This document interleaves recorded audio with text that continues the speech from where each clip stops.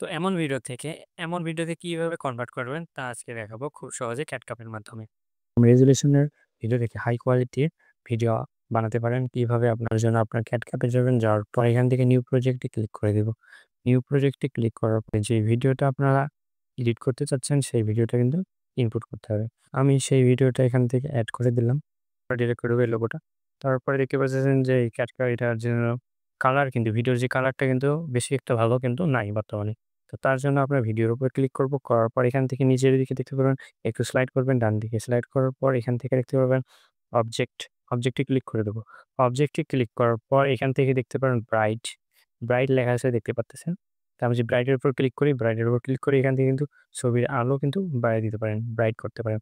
তারপর এখান থেকে কিভাবে কালার গুলো চেঞ্জ করবেন তার জন্য আপনারা ডান সাইডে স্লাইড করবেন। করার পর এখান থেকে দেখতে পারবেন HSL, HSL এ ক্লিক করে দেব। করার পর এখান থেকে রেড আছে, গ্রিন আছে এবং ব্লু আছে।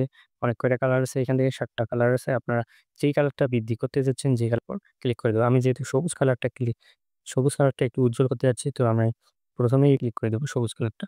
করার পর এখান থেকে দেখতে পারতেছেন একটু কিন্তু এটা আমি দিয়ে দিলাম 40, 40 এর আশেপাশে দিয়ে দিলাম। তারপরে স্যাচুরেশন আমি একটু বাড়িয়ে দেব দেখেন পাচ্ছেন। একদম স্যাচুরেশনটা আমি 70/80 দিয়ে দিলাম স্যাচুরেশন। দেওয়ার পর লাইট একটু ব্রাইট করতে যাচ্ছেন, এটা করবেন এখানে অন দেব।